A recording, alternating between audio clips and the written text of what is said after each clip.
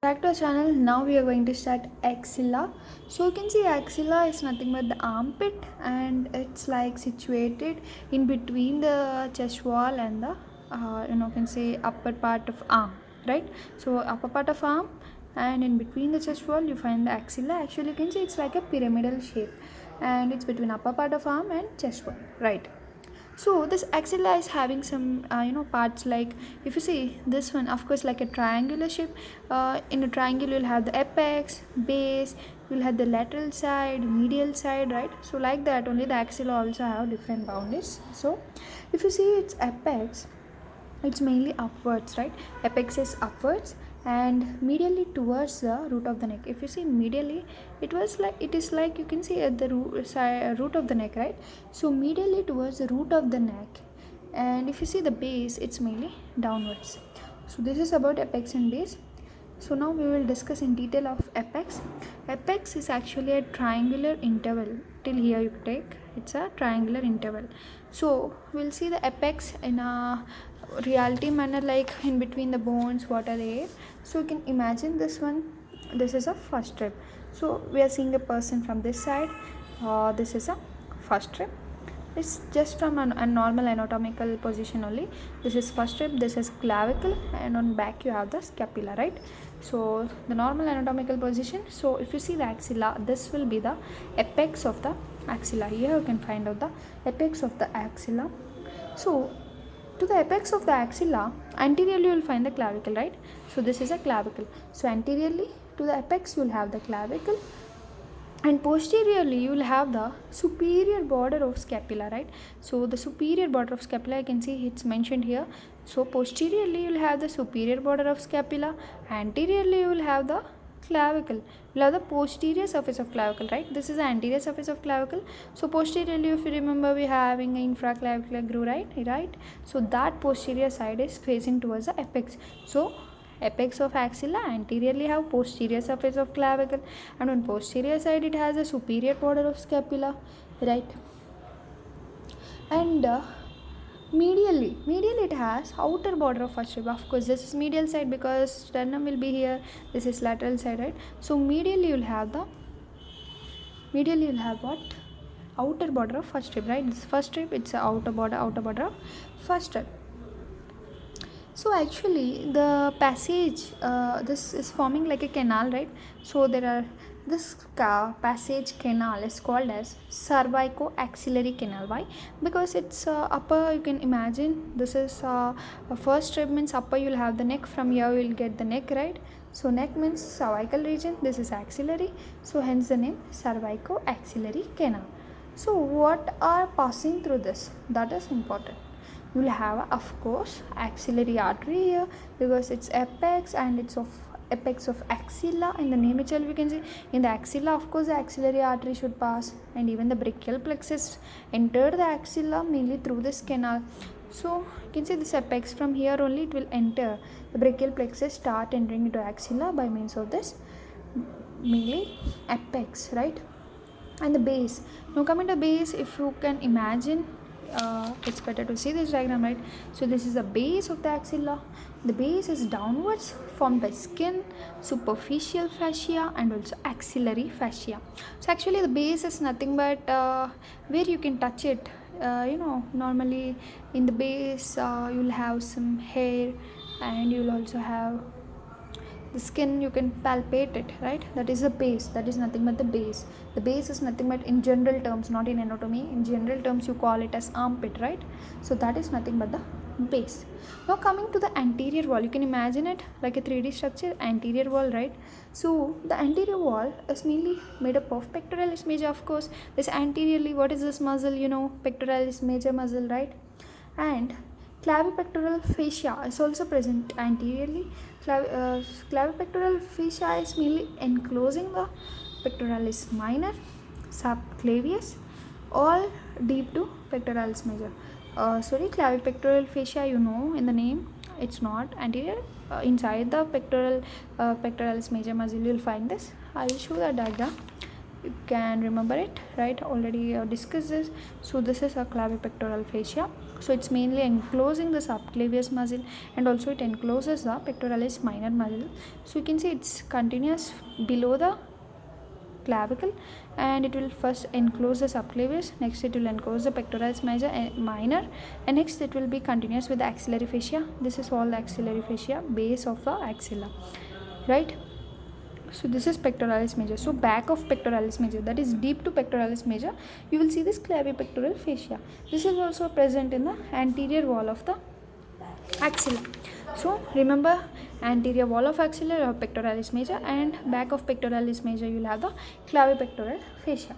So next, coming to the posterior wall, imagine the posterior wall, the back side is the posterior wall, and it is mainly having the subscapularis. So in this picture you can see this is the posterior side of our axilla. It is mainly having the subscapularis muscle. Subscapularis, you know, it's present on the dorsal surface, or dorsal, like costal surface of our scapula, right? So posterior wall mainly having subscapularis above, and the teres major, latissimus dorsi below. So teres major, latissimus dorsi are below. So this is the posterior surface of the axilla. Next, coming to the medial wall. So here you can imagine the medial side. So the medial wall is mainly having upper four ribs. So the upper four ribs is having the medial wall, and also you have some intercostal muscles, of course, and upper part of serratus anterior, because you know serratus anterior will be this side medially. So serratus anterior will have upper four ribs, also you will have the intercostal muscle. Whereas coming to the lateral wall, now you can only say it's very narrow when compared with the medial wall, and its upper part is having the shaft of the humerus, right? And especially where at the shaft of the humerus you will find the bicipital groove over here, right? So it's laterally, it's in connection with bicipital groove, and also you can find the coracobrachialis muscle and short head of biceps brachii. So these are all the lateral wall relations of axilla. What are those? Upper part of shaft of humerus, especially the bicipital groove, coracobrachialis, short head of biceps brachii. Now we will come to the contents of axilla. So contents are nothing but which are going inside this, right? So what would be the contents? Of course, everywhere if you study the word content, there will be artery, vein, that is nothing but vessels, nerve, lymphatics, right? The same thing. Here also will be the same thing. Let us see what are those. So contents, mainly you have the axillary artery and its branch. Of course, axillary artery and its branch. So it's better to see in this. It's written here so you can see it. Contents are axillary artery and its branch, of course axillary vein and its tributaries. So we'll understand what is the difference between a branch and tributaries. For example, if you talk about a river, right? So a river, for example, this is one river, it is giving two branches, that is called branch. What is tributaries? The two branches are forming one river. These are called as tributaries. So if something are mixing and forming, that is the tributary of this part, but it itself is dividing, then it is called branch. So now you might have understood. Here we are having axillary artery and its branches. Means axillary artery will only further divide and give branches. So those all are in the content of axilla. And axillary vein and its tributaries means what all veins are forming this axillary artery. All those are also present in this contents. And also if you have the infraclavicular brachial plexus, you know brachial plexus, especially infraclavicular one, means below the clavicle whatever the brachial plexus is placed, that is also in the content. And also you have 5 groups of axillary lymph nodes. Already in my breast anatomy or mammary gland anatomy I discussed what are the 5 groups of axillary lymph nodes. First you have anterior, posterior, central, lateral and apical, right? So these are the 5 groups of axillary lymph nodes, and their associated lymphatics are present. Of course, the long thoracic nerve and also intercostobrachial nerve. You know, long thoracic nerve, it mainly supplies the serratus anterior. So if there is any paralysis of serratus anterior, it will lead to winging of scapula. It's an important clinical anatomy, right? So long thoracic nerve, intercostobrachial nerve, right? So these are all the contents of axilla. And also you have the axillary fat, you know, to hold them all in the content of axilla. Of course, you need to have axillary fat, you need to also have the areolar tissue, so all other contents are embedded in it. So now let's see the layout of this. So actually the axillary artery and the brachial plexus, as we said, they are present. Till now we have seen what are the contents, but exactly at which position they are present, now we are going to see in this layout. So axillary artery and the brachial plexus mainly run from the apex to the base. So always remember, for example, axillary artery is coming, and even what they said, some vessels are coming, right? All this, they come from the apex next to the base. Okay, that is important, from apex to base. So you can see axillary artery, brachial plexus run from apex to base at the lateral wall. So yeah, exactly here, this is lateral wall. So from the lateral wall, they'll come from the apex to the base and come here, right? So from the lateral wall, like this, near anterior wall, of course. So thoracic branch of axillary artery. Axillary arteries branches we will see in next video. But remember, thoracic branch of axillary artery is mainly in contact with pectoral muscle. And the lateral thoracic vessel run lower border of pectoralis minor. So these are all some important layouts you need to remember. Thoracic branch of axillary artery is in contact with pectoral muscle. They didn't mention either major or minor, but the lateral thoracic vessel run in the lower border of pectoralis minor muscle. So the lower border of pectoralis minor, I will show the diagram here. So if you see here, there is a pectoralis minor muscle.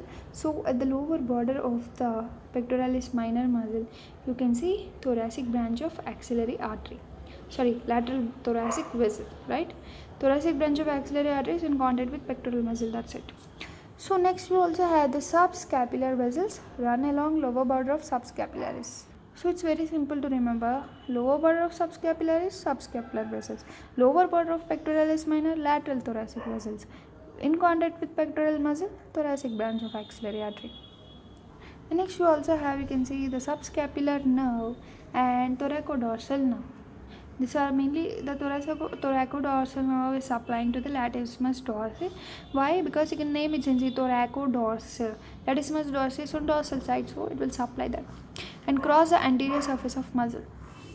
And you have the circumflex scapular vessels which are winding around the lateral border of scapula.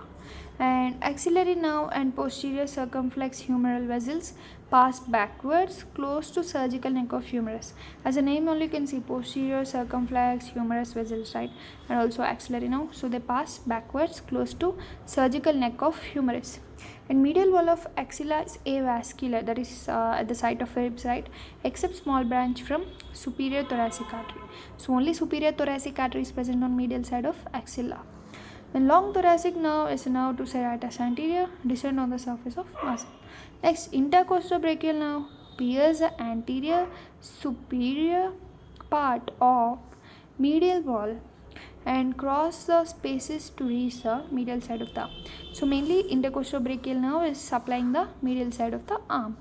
And axillary lymph nodes are like 20 to 30, especially anterior group pass to the lower border of pectoralis, they are in the lower border of pectoralis minor on the lateral thoracic vessels. And the posterior group are along the lower margin of posterior wall along subscapular vessels. Lateral group is posterior medial to axillary vein. Central group is in fat of axilla. Apical group is behind and above pectoralis minor, that is medial to axillary vein. Actually, these all groups of axillary lymph nodes I discussed in mammary gland anatomy. We will see about the spinal nerve. So actually, we'll see by diagram here clearly. So if you see the spinal nerve is mainly formed by union of both dorsal root and ventral root. So for example, this is the dorsal root, this is the ventral root. So you can see both are uniting together and they form the spinal nerve. And this spinal nerve is mainly in turn dividing into short dorsal ramus and into it will divide into short dorsal ramus and also to long dorsal ramus. So both are having mixed fibers, because you can see mixed means dorsal one is usually sensory, ventral one is motor. So as these are in turn divisions of this only, they'll have mixed fibers, right? They are both sensory and motor. So once we will check out, the dorsal root is mainly sensory. It may also form the dorsal root ganglion, as you can see here, right? And they enter the dorsal horn of spinal cord. And the ventral root is motor, and it's arising from the anterior horn cells of spinal cord, right? So they both mix together to form a spinal nerve, and the spinal nerve subdivide to form short dorsal ramus and long dorsal ramus. So both these are having the mixed fibers, that is they are having both sensory and motor fibers. So this both manage to obtain the sympathetic fibers via gray ramus communicans, you can see here. And always remember, as we know, the brachial plexus, cervical plexus, all, maybe any plexus, it's always formed from the ventral primary rami only from the ventral primary rami always the plexus forms. Okay, so you can see here the statement, only the ventral primary rami form the plexus. Example, brachial plexus formed by the ventral primary rami of mainly C5, C6, C7, C8, T1 segments of spinal cord. About this brachial plexus we will make a next video. Till then, keep studying. And so by this we have completed the first part of axilla. Here, especially in this video today, we have learned about the boundaries of axilla, we learn the basics of axilla, and we also learn the contents of axilla and layout of axilla, like what structures are at which place, and also we have learned about spinal nerve. In next video we will briefly talk about the brachial plexus. It's also very simple and interesting. Okay.